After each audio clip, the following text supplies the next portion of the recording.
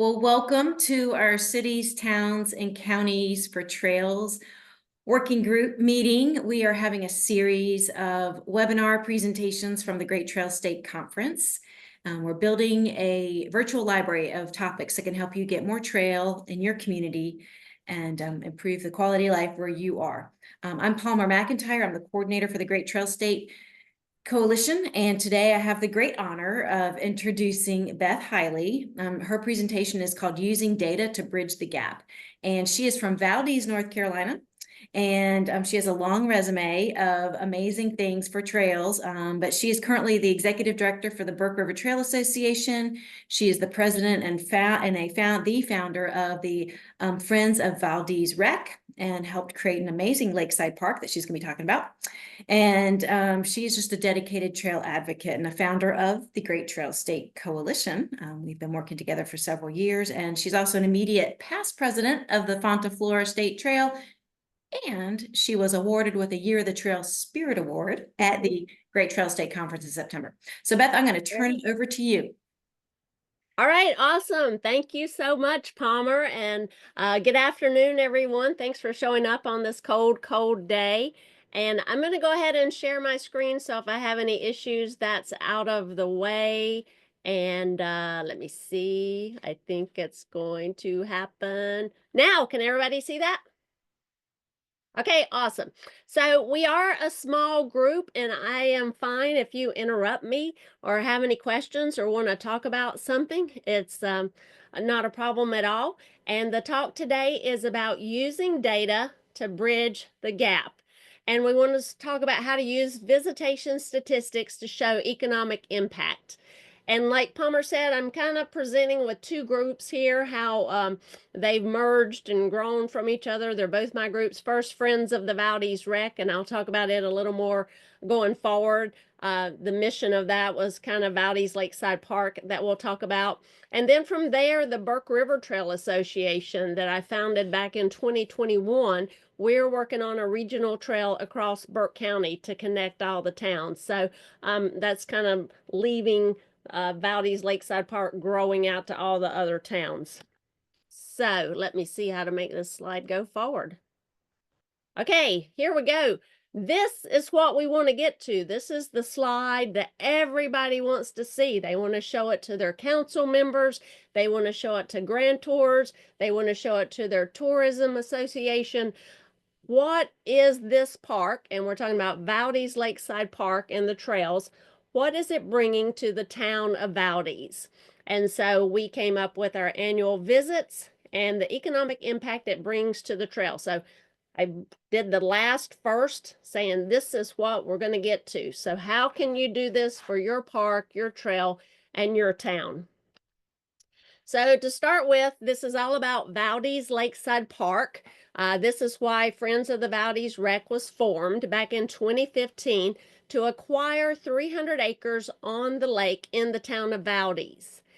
And so back then, my family was driving all over the place to hike, bike, kayak, and whatever. And then I found out there are still 300 acres on the lake, on Lake Rhodhiss, it's part of the Catawba River, that had never been developed. And so I set out the friends group to act like it was more than just me, so people who might listen to us, to figure out how to acquire this land. So here we are, 8, 9, I guess, oh wow, almost 10 years later, and the property has been acquired, and we have a lot of amenities there.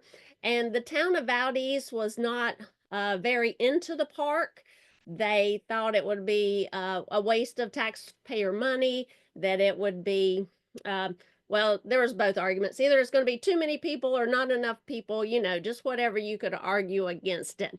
And so what we said about, why did Friends of the Valdese Rec decide why did we want to get the numbers? It was kind of like because we had something to prove, like we wanted to tell all those people who are against the park that it is successful and what's going on and what's it bringing to Valdese. And really nobody else was going to do it. Like, you know, our Parks and Recreation Department is busy, and who really has the time to put into this? So we took it upon ourselves to try to figure out how many people are using Valdese Lakeside Park and what does that mean in dollars to the town of Valdese. And so again, all this has been either private donations or state grants for this project. I think very early on, town of Valdese put in $10,000, but the rest has been us in the driving force to make it happen. So I don't know if you see my cursor when it wiggles, I guess probably not, but there's 3 entrances to this 300 acres, one at the bottom of the screen, one at the top right, and one to the way west. So we had to track this in 3 areas to see where people were coming. So first, we had to count the people. And we, as Friends of the Valdese Rec, we are all volunteers. We don't have a ton of money. So we went with the simple approach to put trail cameras at all our entrances and throughout the park. And we ended up with trail cameras because during the pandemic, we had a lot of trail cameras out catching wildlife. That was something people liked to see, what was coming through the park. Do we have deer, bear, turkey, all kinds of stuff. So we're already kind of used to using trail cameras. We looked at the fancier ones that may use Wi-Fi or data. We don't really have good reception at the park, so that wasn't something we could do. We looked at the little counters that you would just strap to a post, and all you know is something clicked by. You don't know if it was a kid jumping back and forth or if it was a deer running back and forth. So we went with the trail cameras because they were affordable and we could see video of people and knew what we were getting. And yeah, they were solar and easy to use. So our cameras ranged anywhere from $60 to $150, and we had 9 of them placed all over the park, and we would move them around inside the park to kind of figure out, are people on the greenway more or this backcountry trail, etc., etc. And so this was tedious for us, I will say. In the beginning, we watched every video. So these were set on motion sensitivity or motion censored. And so if a person walked by, it would turn on the video, we would get 2 seconds. And so we would be able to see how many people are walking by, how many people are in that car. And so in the beginning, it was very tedious, but then we got the hang of it and could kind of deduce, just like state parks does with their people count in cars. We started learning if it's summertime, we're probably going to have 2.7 people per car. If it's winter time, it's going to be like 1.2. So after a while, we got the hang of it and we were able to deduce what was going on. Another good thing about our cameras is we caught some vandals. We put in a new suspension bridge and some kids were out there, I don't know, carving their names into it or whatever kids do. And then thankfully, you know how crooks and bad guys can be kind of dumb. They had on the brightest red pair of sneakers you've ever seen in your life, so it wasn't hard to figure out who it was. So cameras we liked using, they're easy for us to use. And then finally, if you have a smart kid like I do, he wrote a program that analyzed all our videos and used AI to tell us how many people were walking by and ruling out any bear, deer, or wild animals like that. So trail cameras worked for us, and it could be an easy way for you to start. So after we counted the people, we knew we needed to learn about the people. We had done some online surveys and asked people, how often do you go to the park and all that stuff, but sometimes those can be biased because the people who know about the park are finding the surveys and stuff like that. So I had been dreading doing an intercept survey. I don't know why. Well, mainly because it seems time consuming. So we decided to do the intercept surveys on 3 different days, and we were there for 12 hours. So we did one weekday, a Saturday, and a Sunday. And this is me set up at the tent at our main entrance. And we were kind of there as a casual, hey, have you been to the park? Can we recommend a trail? Let me give you some stickers and swag and stuff like that. But mainly, we wanted to get these questions answered. First, where are you from? Second, how often do you visit the park? And how often do you get gas, eat or drink, or shop in Valdese? And again, we stressed these shopping items were solely based on the park visit, because you may think, how can somebody who lives in Valdese attribute their park visit to spending? Well, for me, I live south of I-40 and the park is north of I-40. And so sometimes if I'm going to a meeting, I get on 40 and I go to Hickory or Morganton, and while I'm there, I do my shopping and don't go to Valdese. But if I go to the park, so I'm north of 40, I'm in town, then I'll go ahead and get my gas or grab a few things at the store, which I may not have otherwise. So people in Valdese can use the park as a way to shop and get gas. So the other thing we did is, I think why I dreaded an intercept survey was it made me think people were going to stand there with a clipboard. You know, the ones you want to avoid and you just like take another route so you don't have to talk to them.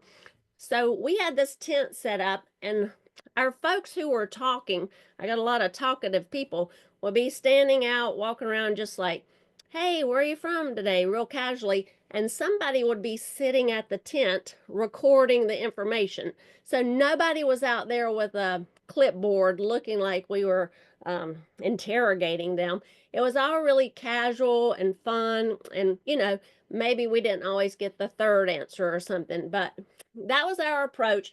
And the only problem we ran into was some people wanted to talk and talk and talk forever, and then we couldn't get to the next person. So you may want 5 or 6 people out there when you're doing your intercept surveys.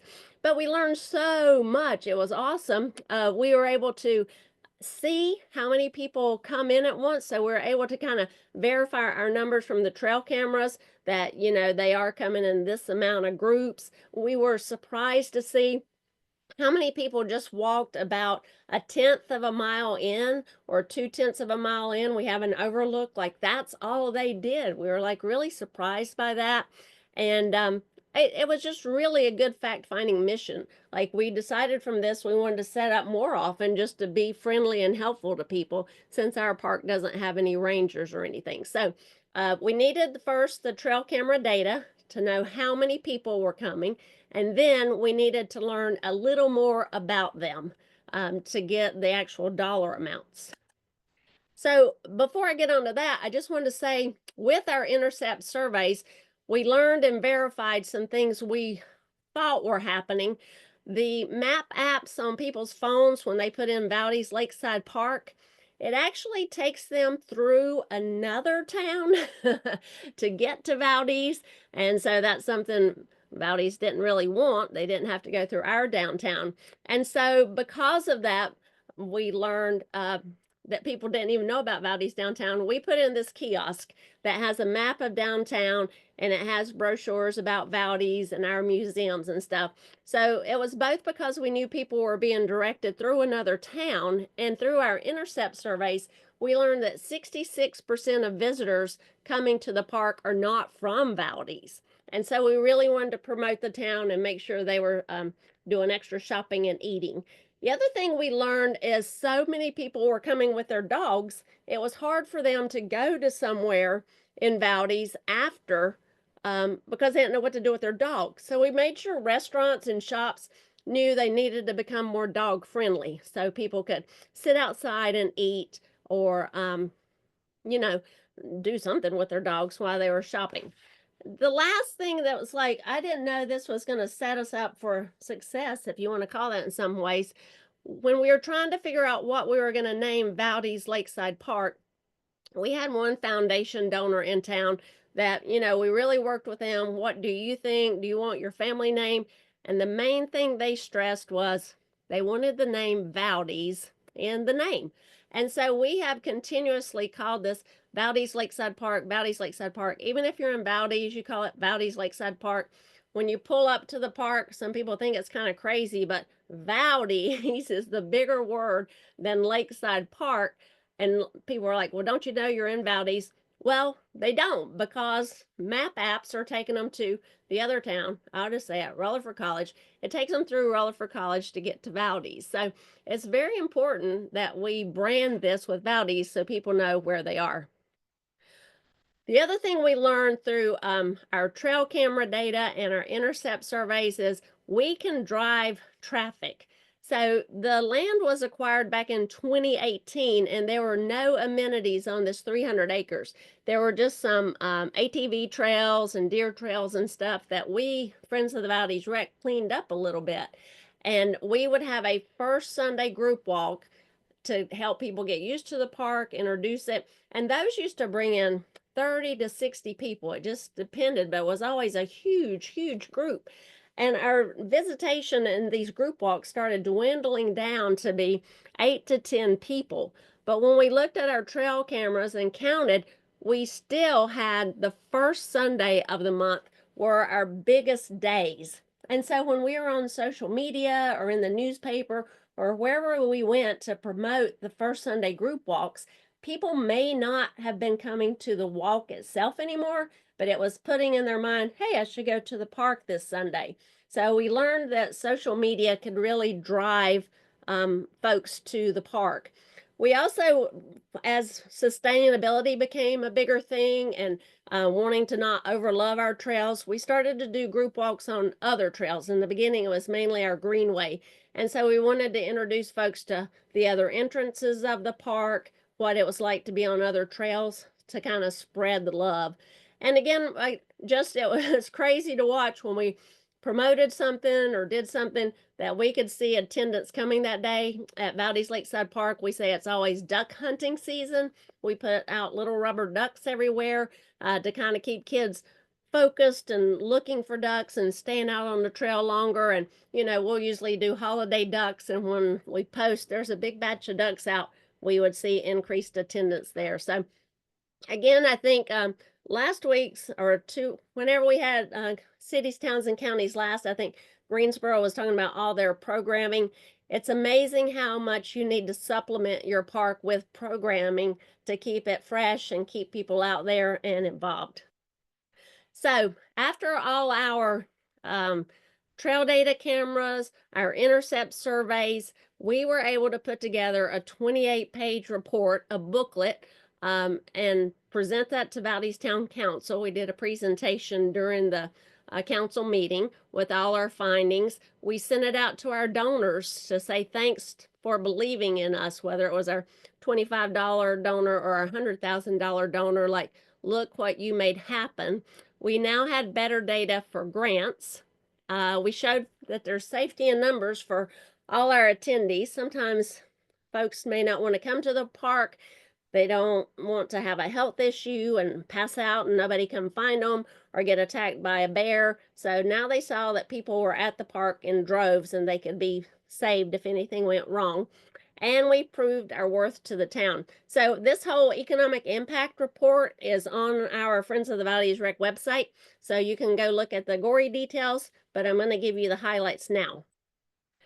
So from our visitation, we learned that we have 144,000 people coming to the park every year that visits.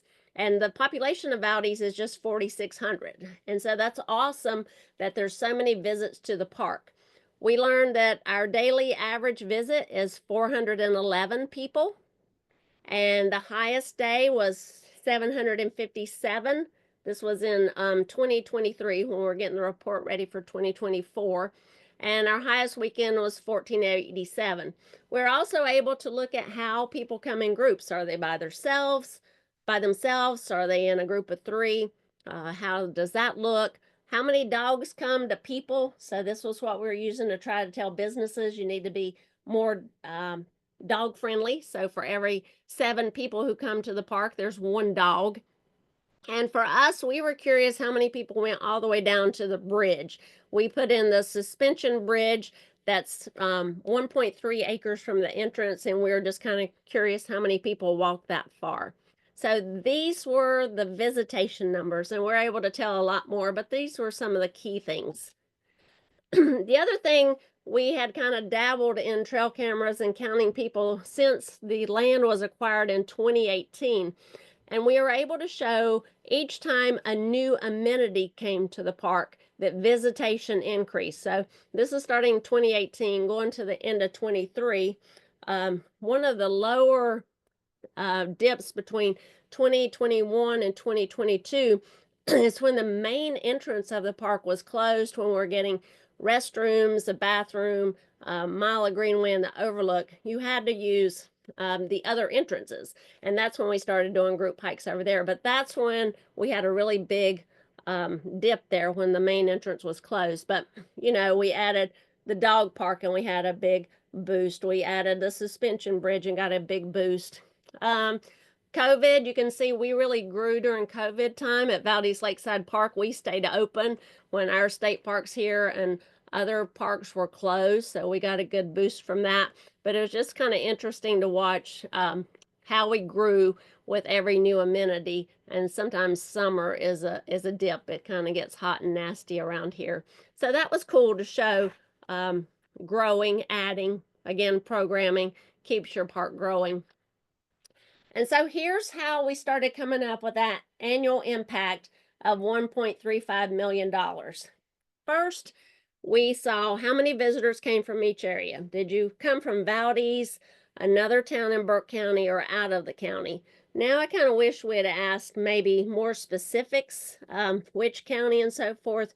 But again, we wanted our intercept survey to be so easy that we would get answers, not that people would get bored or be suspicious. Why were we asking so many questions? So we were broke them down amazingly enough that it was basically a third each. And then when we asked them, how much do you spend in Valdese due to the park visit? We broke those out. If you're a Valdese resident, how much they spend or how often they would spend versus other Burke County and out of county. We were very, very, very conservative, because I've seen these plans and they're like, oh my gosh, if you come to our town, you're going to have a $50 meal and you're going to buy $100 worth of stuff. Well, that ain't happening in Valdese. Our average meal is about $13. You can go to Los Compadres and get an ACC for $13. You can go to Chubby's and get a salad and pizza. So we knew that, like, if you had a meal in Valdese, 13 bucks, that's it. If you're going to shop in Valdese, we put that at 20 bucks, because we have a Dollar General, an AutoZone, a grocery store, and a few little stores. So, like, we were very, you know, logical, or conservative, I guess is a better word, on how much people were spending. And so that was the dollar amounts we assigned when they said they did gas, shopping, or whatever. The other thing we did was look at the property tax increase in Valdese. A lot of studies you see will say your property value will go up. I've seen from 5 to 10%, maybe even more. We did the conservative approach that your property may increase in value 2.5%. Again, being very conservative if you were within 2,000 feet of the trailhead. And so that's the figures of the top left, how many homeowners there were and their property taxes gone up, multiplied by our tax rate. And then the bottom right, this was a fascinating one about health savings. So we had asked people when they come to Valdese Lakeside Park, what did they do before Lakeside Park? Did you do nothing for exercise? Did you just sit at home and then the park made you become a walker? Or did you drive far away to the Morganton Greenway or the Longview Loop, and now you're able to save money by staying here in Valdese? So that's what this calculation is about. Either you stopped having to drive 10 miles away every day to walk, and now you save your money here, or you have health savings because you never walked at all, and now you're walking 2 to 4 times a week. And these are on the CDC website, how much exercise saves you how much money. And so that's how we showed how much spending it saved you health-wise in Valdese. Sorry, that's rambly, but read all the report. So that gave us the final thing of $1.24 million in economic impact to the town and our annual visits. And we were able to share this all over the place and still use it. And, you know, it shows that the park is making a difference. So that's my whole spiel, and I'm glad to answer any questions. Just jump in with questions. We're an informal group here. Thank you, Beth. That was a great presentation.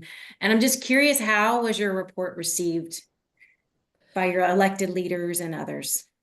Well, so most people, it was getting ready for an election year. They really latched onto it and would quote the numbers and promote the numbers and were believing in it. But we just had one who was kind of against from day one and would just say, "Oh, I don't believe that. I don't believe that."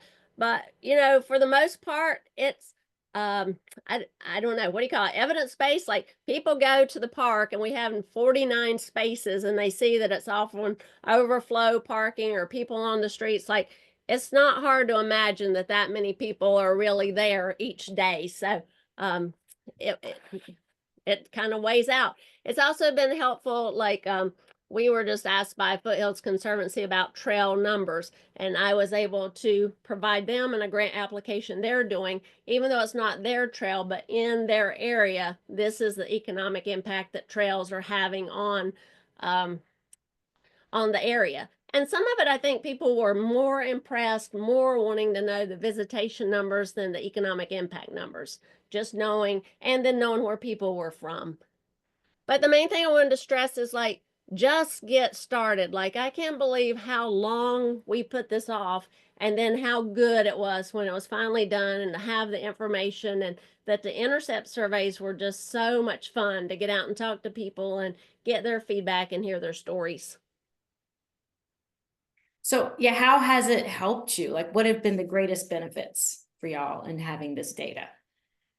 I think the biggest one is because we're still going through phase development at Valdese Lakeside Park, is to show how many people are using it and what it's bringing to Valdese, to make grantors more willing to give us funds, because it's hard. I found it hard to get funding for capital improvements, if you will. Like, right now, we're building a pavilion, a $360,000 pavilion, and there's not like a lot of grants out there to help you build the structure. There's plenty for programming, but not for the structure. But being able to say how many people are coming and using this park and how it will keep them there even longer, or to allow programming, has been really an awesome impact to be able to show.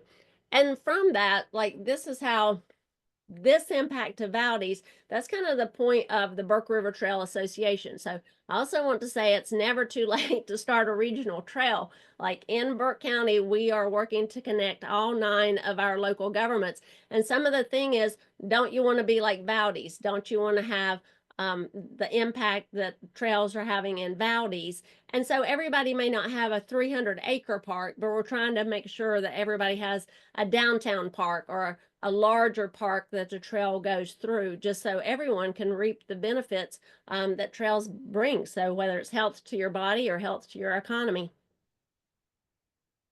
And I just want to point out that you can hire fancy consultants to do this work and pay a lot of money. But Beth, how much did this study cost you?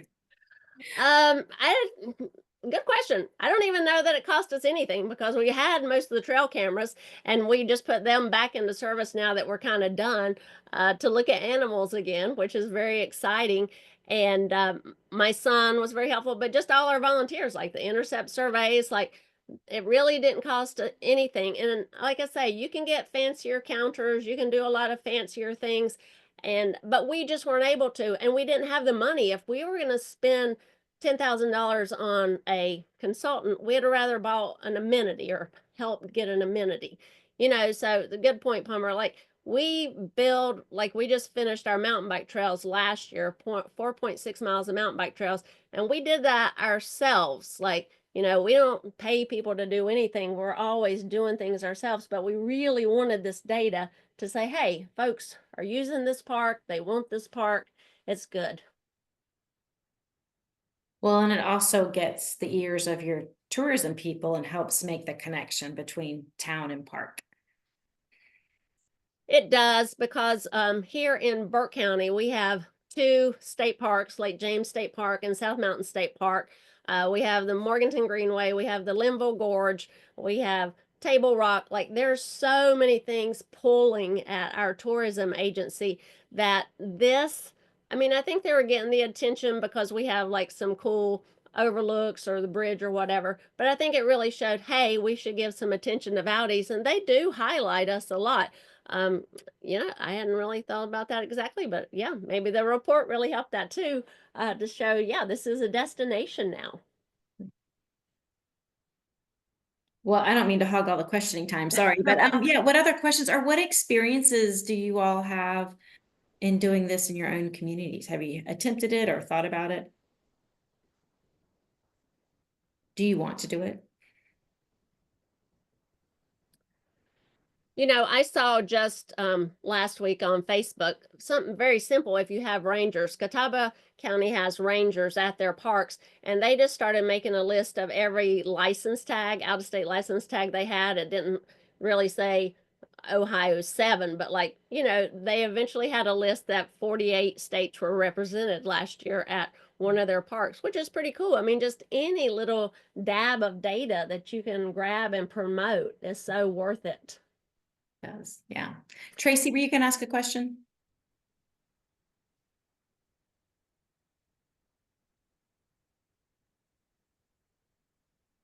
No, okay, we can't hear you if you are. Martha asked, what type of trail cams did you use with, do they have built-in counters? Any idea the cost of cameras? Yeah, so the cameras we used ranged in price from $60 to $150. The one that was $150 had a solar panel on the top, and none of them had built-in counters. They would either do snapshots or short videos. So we chose to do short videos so we could, sometimes if people were walking side by side, you may not know that there are two of them. So we would do 2 seconds of video, and they all clicked on, they were motion censored. So in the beginning, I was saying, like, if you were walking down the greenway, we watched every single video, like counted 1, 2, 3, 4, 5, and counted that. But then we got the hang of it that, like, we know this time of year it's going to be 1.7 people. So then we would download and see there are 20 videos. So 20 videos in that segment times 1.7 is this many people. So it got faster as we went along. And if you go and get the economic impact report, it shows too, like, we had it down to the hour. We know that Friday afternoons are the least visited time whatsoever. I guess people are getting ready to go out for a date night or do something in their community. We knew that mornings around 10 o'clock were very helpful. We're very busy. So it also helped drive our programming of when to have somebody come or not come, that kind of thing. I was going to see if I could find the list of cameras. We have a whole list of them somewhere on the website.